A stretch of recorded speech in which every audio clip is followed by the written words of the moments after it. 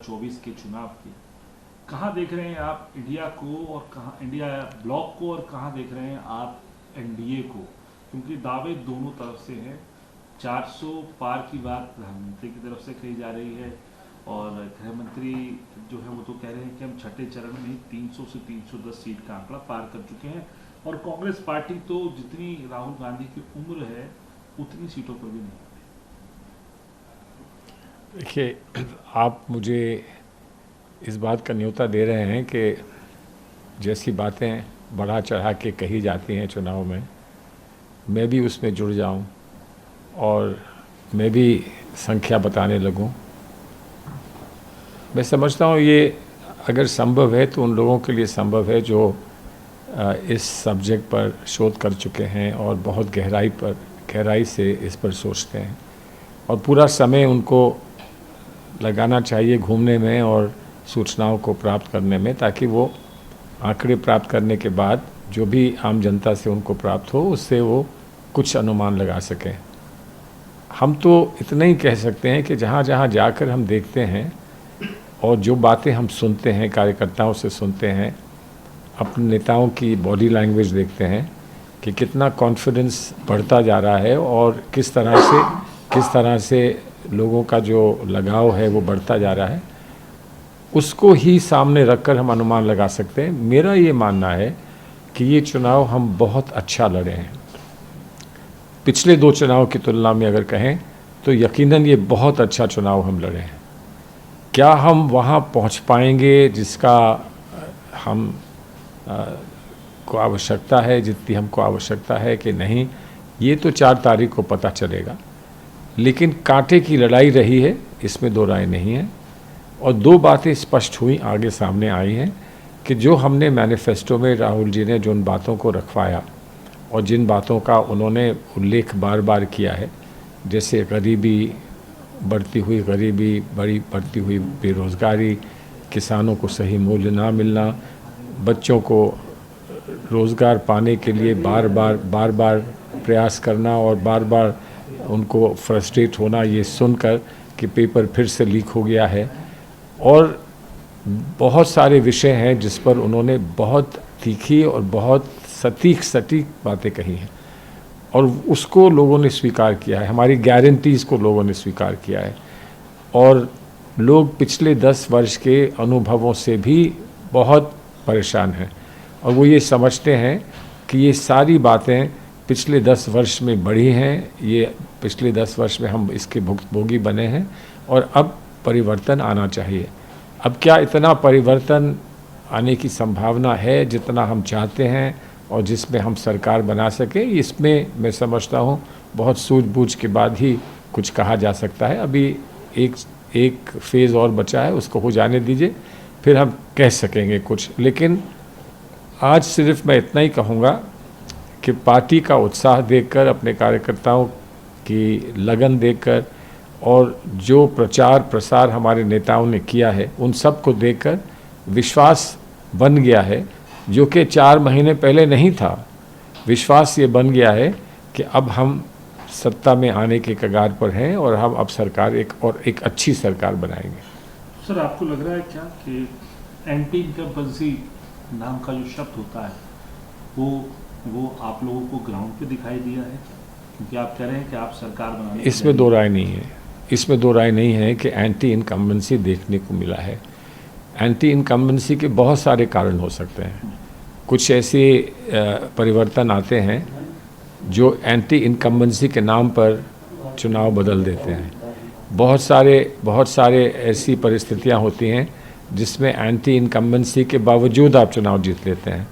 लेकिन anti incumbency है, ये साफ दिखता है, और एंटी इनकम्बेंसी का प्रभाव होगा ये भी साफ दिखता है कि एंटी इनकम्बेंसी सिर्फ इस बात की नहीं है कि निराशा है कि हम कुछ नहीं कर पाए, इसकी निराशा है। एंटी इनकम्बेंसी इस बात की भी होती है कि हमारे साथ सही सलूक नहीं हुआ, और ये चारों तरफ आज ये दिखता है। और आज कोई ये कहे कि मेरे साथ स्वयं ऐसा सलूक नहीं हुआ, लेकिन उसको ये मालूम है कि 85 के साथ हुआ। शमीम भाई, बात रोक दो, नहीं तो ये रोक दो। इनको डिस्टर्ब कर रहा है ये। आप भी यार कमाल की बात है। चलिए फिर से स्टार्ट करेंगे। तो सर जो आप कह रहे हैं एंटी इनकम्बेंसी नाम की जो चीज़ है, शब्द होता है, वो आपको लगा कि ग्राउंड पे एंटी यकीनन लगा है। वो एंटी इनकम्बेंसी, जैसे मैंने कहा कि एंटी इनकम्बेंसी का प्रभाव क्या होता है और कैसे होता है वो अलग बात है, लेकिन एंटी इनकम्बेंसी है। जो कुछ इस सरकार ने किया है, ऐसा नहीं कि वो हमारे साथ ही करे कि हम इस बात की शिकायत करें कि हमारे नेताओं को बंद किया जा रहा है, ईडी उनको हैरेस कर रही है, सीबीआई उनको हैरेस कर रही है। ये नहीं कह रहा हूँ, सिर्फ ऐसा हुआ है, बहुत हुआ है और उसकी कुंठा हमको है, लेकिन इसको जनता ने भी देखा है और जनता ने देखकर ये कहा है कि हम क्या पुलिस स्टेट बन रहे हैं, क्या अब इसी तरह से हमारा भविष्य होगा। आज किसी के घर पर रात को दस्तक दिया गया है तो क्या कल मेरे घर पे भी दस्तक दिया जाएगा। ये जनता ने इस बात को समझा है और उस पर उनकी प्रतिक्रिया अवश्य देखने को मिलेगी इस चुनाव में। तो सर फिर आपको लगता है कि क्यों, फिर किस आधार पे आपको लगता है गृह मंत्री 310 का आंकड़ा 6 फेज में ही दे रहे हैं? क्या करें बेचारे, अगर 300 ना कहें तो क्या कहें। वो ये तो नहीं कह सकते कि हम 200 पे आ गए, माफ़ करना 200 पे आ गए, तो उनको अगर 10-20 सीटें मिलती हों अगले फेज़ में तो वो भी ना मिलेंगी। तो कहने को तो वो यही कहेंगे। अब ये तो नहीं कह रहे हैं कि 400 आएंगी। भाई 400 भी तो किसी ने कहा था ना, प्रधानमंत्री ने कहा था 400 पार, 400 से ज़्यादा। अब वो तो नहीं कह रहे हैं कि 400 आएंगी। अब तो सारा फोकस उनका इस बात पे है कि अगर कांग्रेस आ गई तो ये होगा, अगर कांग्रेस आ गई तो ये होगा। सारा फोकस तो उस पर आ गया है। तो इसका मतलब कांग्रेस आ रही है या वो आ रहे हैं, वो कम से कम कांटे की लड़ाई तो हो गई है, इसको वो स्वीकार कर रहे हैं। उनकी बात में ये बात बड़ी स्पष्ट आ रही है। कौन चुनाव जीतता है वो तो 4 तारीख को ही तय हो जाएगा। तय हो गया है लेकिन वो खुलेगा 4 तारीख को। तो 4 तारीख तक और थोड़ा सा इंतज़ार कर लें। हम भी ये कह दें कि हमको इतनी सीटें आ रही हैं तो वो आ ही थोड़ी जाएंगी, लेकिन जितनी समझ आती है कि इतनी हमारी सीटें आ सकती हैं उसको ही हम आगे रख सकते हैं और उसी के संबंध में हम आगे अपनी प्लानिंग कर सकते हैं, चाहे वो 1 फेज़ की बची हो या 2 फेज़ की बची हो। सर क्या लगता है आपको, आप कह रहे हैं कि नेता की बॉडी लैंग्वेज देखी जाती है, अपने नेता की वो देखते हैं, बाकी दूसरी पार्टियों के नेताओं की बॉडी लैंग्वेज या उनके बयानों को भी आप कभी देखते हैं क्या? क्योंकि प्रधानमंत्री के बयान लगातार पहले दिन उन्होंने कहा कि कांग्रेस का मैनिफेस्टो जो है मुस्लिम लीग का इम्प्रिंट है। उसके बाद में मंगलसूत्र वाली बात भी सामने रखी, इनहेरेंट टैक्स को का इशू उन्होंने बनाया। उसके बाद अब ये भी कहा कि कल ही कि पाकिस्तान के अंदर दुआएं की जा रही हैं कि सपा और कांग्रेस जीत जाए।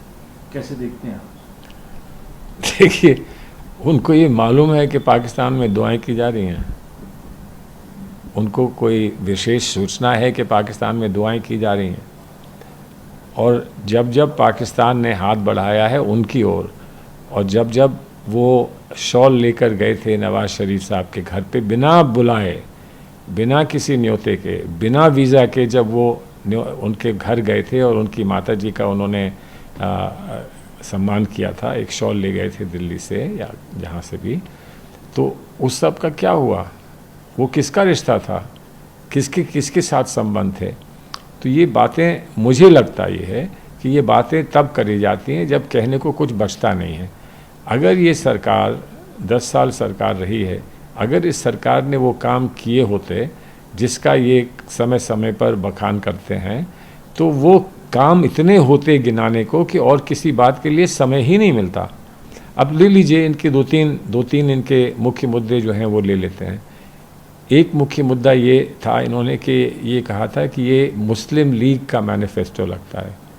तो मुस्लिम लीग का मैनिफेस्टो मुस्लिम शब्द इस्तेमाल नहीं करेगा, ये तो बड़ी अजीब सी बात है। और जब हम अपना मैनिफेस्टो लिखते हैं तो हम मुस्लिम लीग का मैनिफेस्टो क्यों लिखेंगे?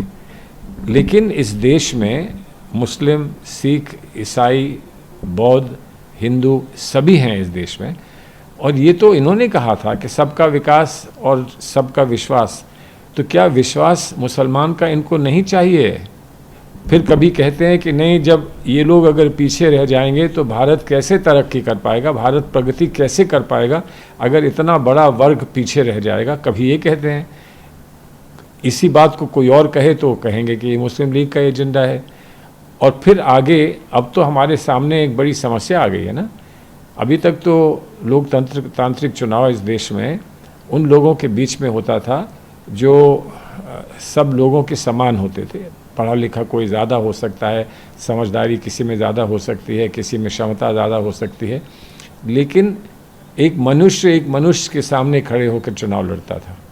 अब तो हमारे लिए एक बड़ी विडंबना है कि कोई सामने आकर ये कह रहा है कि मैं मनुष्य हूँ ही नहीं, मेरा तो किसी माँ की कोख से मेरा जन्म नहीं हुआ है, मैं तो बायोलॉजिकल हूँ ही नहीं। तो अब ये बात कोई कहे तो उसका हम जवाब क्या देंगे?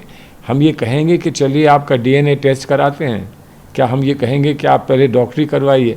ये बातें थिएटर में कही जाती हैं, ऐसी बातें फिक्शन में कही जाती हैं, ऐसी बातें रियल लाइफ में आपके सार्वजनिक जीवन में नहीं कही जाती। लेकिन इसका हम क्या जवाब देंगे? इसका क्या जवाब देंगे? कितनी हमारी भूमि चीन ने हड़प ली है और प्रधानमंत्री इसके बारे में उल्लेख ही नहीं करते, इसके बारे में कुछ कहते नहीं। अभी यूक्रेन की जंग जारी है, साल भर से ज़्यादा हो गया है। गाज़ा की जंग जारी है, 6 महीने से ज़्यादा हो गया है, और प्रधानमंत्री कहते हैं कि मैंने जाके जंग रुकवा दी, मैंने युद्ध रुकवा दिया, और सब लोग कहते हैं कि वाह वाह करो, इन्होंने युद्ध रुकवा दिया। तो कहाँ रुका है युद्ध? तो कितनी मुंगेरी लाल की कहानियाँ हमको सुनाई जाएंगी इस चुनाव में, समझ में नहीं आता है। तो वो मुंगेरी लाल की कहानियाँ ना सुनाएं, वास्तविकता पर ज़मीन पर उतर जाएं, वहाँ पर उनकी जो क्षमताएं हैं उनको सामने पेश करें, हम अपनी क्षमताओं को या अपनी जो भी हमारी सोच है उसको हम पेश करें, और उसके बाद लोकतांत्रिक चुनाव में जो अच्छा समझा जाए, जनता जिसको स्वीकार करे वो जीत जाए। सर 6 तो है, वो तो उनका तो अब ईवीएम में उनका फैसला बंद हो चुका उन सीटों का। क्या आपको लगता है ईवीएम कहाँ बंद है? ये भी एक सवाल उठ गया है कि ईवीएम ठीक ठाक बंद है कि नहीं है। उनमें जो फैसले बंद हैं वो तो बाद में आएंगे। तो आपको लगता है, डाउट है क्या ईवीएम पे? आप देखिए, हमने आप तो 17C की अब बात कर रहे हैं और सब चीज़ें। नहीं 17C को कोई बदल नहीं सकता है। 17C तो उसी वक्त भर दिया जाता है जिस वक्त चुनाव समाप्त होता है और ईवीएम फिर सील करके अंदर बंद किए जाते हैं, तो उस वक्त 17C तो बनता है। अगर बनता है 17C, ये एक वास्तविकता है और कानूनी एक रिक्वायरमेंट है, तो उस 17C को आप ऑनलाइन क्यों नहीं डाल सकते? एक बड़ा प्रश्न है। अब उस 17C को जो दिया है और वो अगर हमारे एजेंट्स ने ले लिया है तो उसमें तो कुछ ये बदल नहीं सकते हैं। जो भी लोग समझ रहे हैं कि 1000, 2000, 10,000 जो परसेंटेज, कितनी परसेंटेज बढ़ गई वोटों की, वो सिर्फ जो कार्यशैली है उसमें कोई कमी हो या कुछ त्रुटि हो तो ये माना जा सकता है, लेकिन 17C को कोई बदल नहीं सकता। और अगर नहीं बदल सकता तो उसको सार्वजनिक करने में क्या चिंता है? कर दें, सार्वजनिक कर दें। हर चीज़ आजकल सार्वजनिक की जा रही है तो उसको भी कर दें।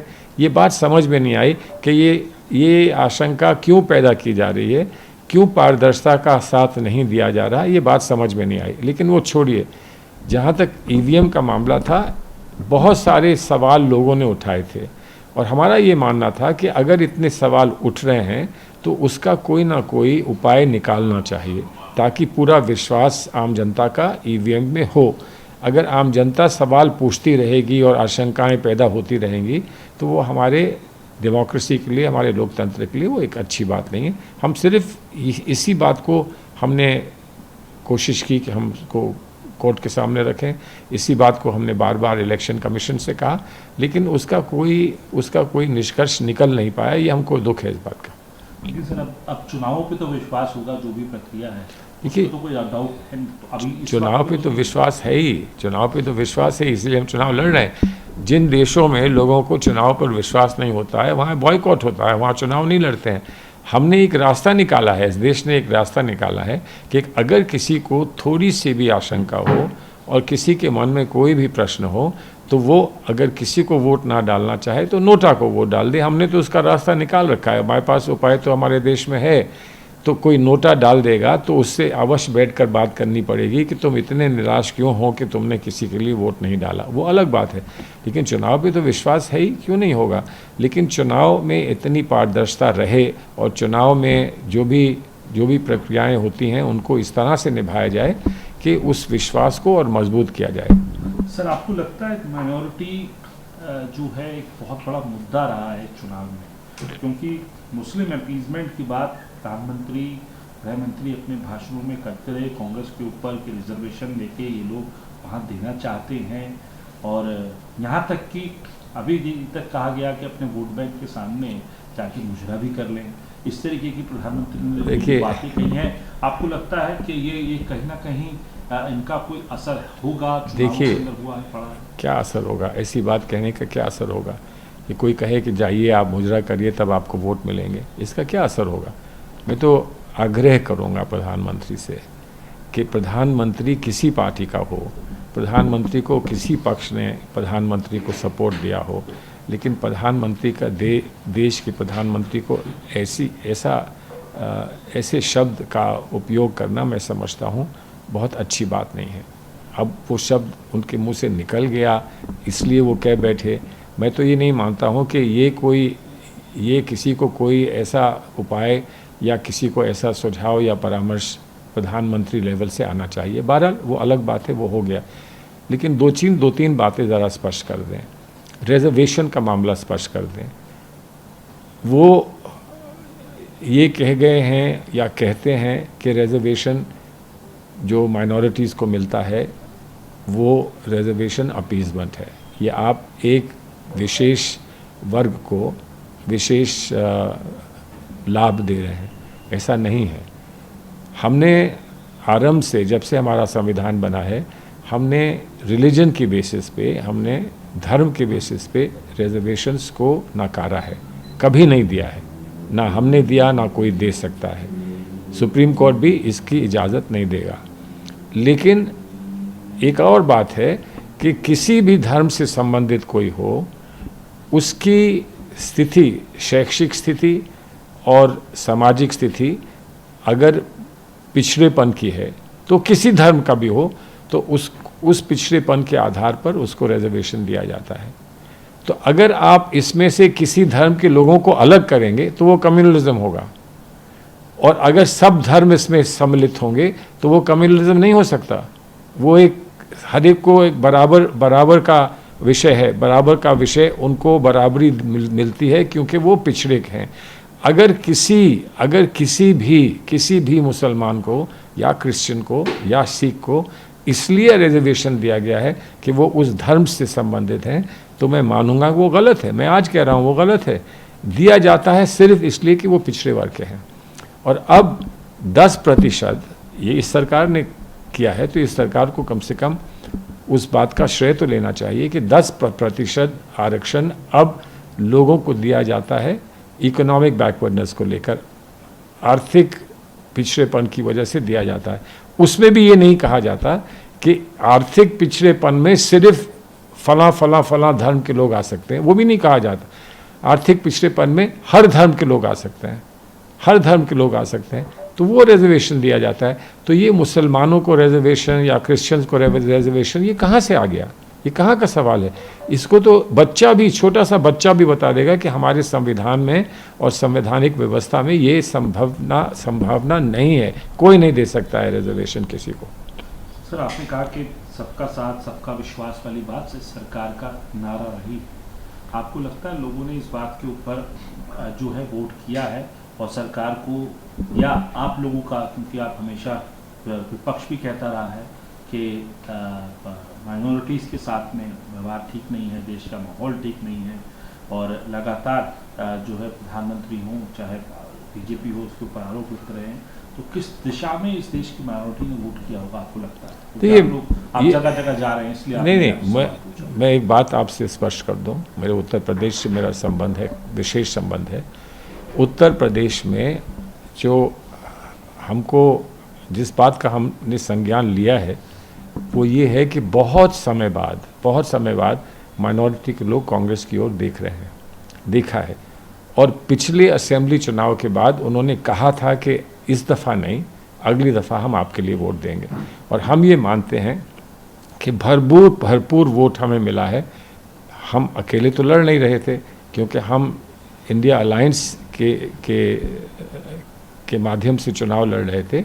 17 सीटों पे हम लड़े, 53 सीटों पर समाजवादी पार्टी बनी, हमारे सहयोगी और साथी के रूप में वो चुनाव लड़े। तो उसमें जहाँ जहाँ माइनॉरिटी वोट पड़ा है, वो ये देखा गया है कि उनकी सहानुभूति कांग्रेस के साथ है। लेकिन कहीं बीजेपी ये ना कह दे कि देखिए यही तो हम, इसी की तो हम शिकायत कर रहे थे। आप अगर वीडियोस देखें समय समय पर, तो बहुत सारे माइनॉरिटी के लोग कहीं कहीं पर बीजेपी के झंडे लेके भी जा रहे हैं। अब वो क्यों लेके जा रहे हैं, क्या करते हैं, उनको किसने प्रभावित किया है, वो अलग बात है, लेकिन उनको भी दे रहे हैं। और अच्छी बात है, सबको वोट दीजिए, जिससे आपकी अपेक्षा पूरी होती है उससे उसको आप वोट दीजिए। लेकिन ये कह देना कि माइनॉरिटी का वोट हमें नहीं चाहिए, ये तो ना हम कह सकते हैं ना वो कह सकते हैं। उनकी भी इतनी हिम्मत नहीं है कि वो कहें कि हमें माइनॉरिटी का वोट नहीं चाहिए। कभी कभी उनके नेता ये कह देते हैं, और वो ये कह देते हैं कि हमें माइनॉरिटी का वोट नहीं चाहिए, और जो हमको वोट नहीं दे रहा वो पाकिस्तान चला जाए। लेकिन मैं नहीं समझता हूँ कि प्रधानमंत्री में इतनी करेज है और उनमें इतनी हिम्मत है कि वो ये कहें कि मेरे नेता ने, मेरे मिनिस्टर ने जो कहा वो सही है। हम सब इस देश के मिल के सहभागी हैं। हमको हर एक को उतना ही अधिकार है जितना किसी और को है। और जब प्रधानमंत्री ये कहते हैं कि सबका विश्वास चाहिए और सबका विकास चाहिए, तो फिर ये प्रश्न कहाँ से उठता है कि ये विकास फलां का क्यों हो रहा है। आप ये कह सकते हैं कि फलां को विकास ज़्यादा मिला है, ये कह सकते हैं, लेकिन आप ये नहीं कह सकते कि उनको भी विकास क्यों मिला है, ये नहीं कह सकते हैं। अगर कहीं ज़्यादा मिला है तो उसको ख़त्म करिए, उसको बराबर कर दीजिए। हम तो सिर्फ ये कह रहे हैं कि जिस रिपोर्ट को आप देखेंगे, सच्चर कमेटी रिपोर्ट देखें, रंगनाथ मिश्रा कमीशन की रिपोर्ट देखें, वो ये कहेगा कि इनको माइनॉरिटी को उतना नहीं मिल पाया है जितना सबको मिलता है, इसलिए इनके लिए विशेष कुछ प्रबंध करना चाहिए, ये कहते हैं। अगर ऐसा है कि उनको मिल चुका है तो फिर विशेष प्रबंध मत करिए, क्योंकि ये तो कानून, हमारा संविधान ये कहता है कि देखना पड़ेगा कि किसको कितना मिला है और किसको कितनी आवश्यकता है। और ये कौन तय करेगा, ये हम नहीं तय करेंगे, ये सिर्फ पार्लियामेंट नहीं तय करेगा, बल्कि इसको पार्लियामेंट के तय करने के बाद सुप्रीम कोर्ट फिर उस पर बैठ के जांच करने के बाद तय करेगा कि ये सही है या गलत है।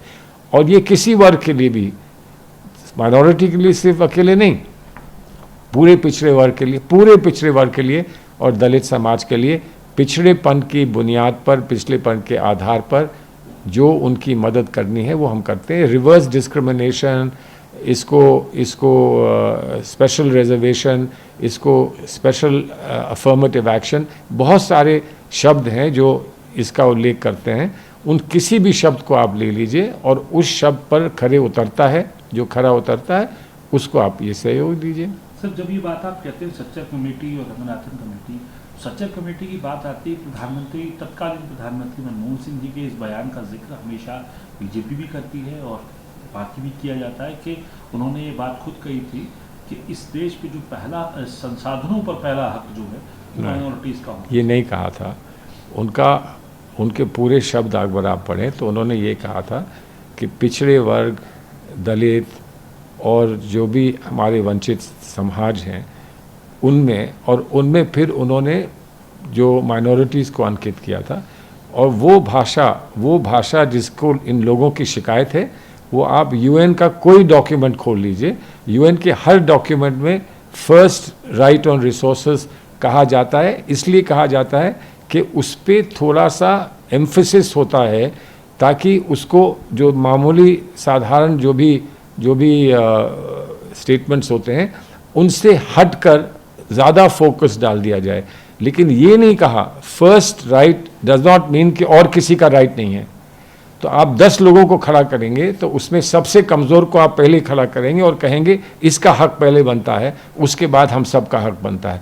और यही हमारे संविधान की लैंग्वेज है, यही हमारा संविधान कहता है। चाहे वो शब्दावली, यूएन की शब्दावली संविधान में ना हो, लेकिन ये यूएन की शब्दावली है कि सबसे कमज़ोर को सबसे पहले दीजिए और सबको बराबर दीजिए। तो इसमें किसको शिकायत हो सकती है? और अगर हमने ये कहा, हमारे प्रधानमंत्री ने ये कहा, तो उसके बाद हमने कुछ ऐसा किया जो औरों को डिप्राइव किया। ये तो बार बार कहते हैं कि ये औरों को डिप्राइव करेंगे और सिर्फ माइनॉरिटी को दे देंगे, लेकिन औरों को डिप्राइव ना हम कर सकते हैं, ना हम करेंगे, ना हम करना चाहते हैं, ना माइनॉरिटी को अकेले सब कुछ देना चाहते हैं, लेकिन उनको औरों के साथ खड़ा करके हम ये कहना चाहते हैं कि सबको बराबर की नज़र से देखो और सबको बराबर का हिस्सा दो। एक माँ जब अपने 4 बच्चों को खाना बांट के देती हैं, तो वो माँ अगर सबसे छोटे बच्चे को पहले देती है तो इसका मतलब नहीं कि उस माँ को 3 और बच्चों से प्यार नहीं है। लेकिन माँ एक वक्त में 4 को नहीं दे सकती, माँ एक एक करके देती है। माँ की ममता सबको स्वीकार करती है, माँ की ममता सबका सम्मान करती है, लेकिन माँ की ममता कहीं ना कहीं शुरू होती है और अक्सर शुरू होती है सबसे छोटे बच्चे से।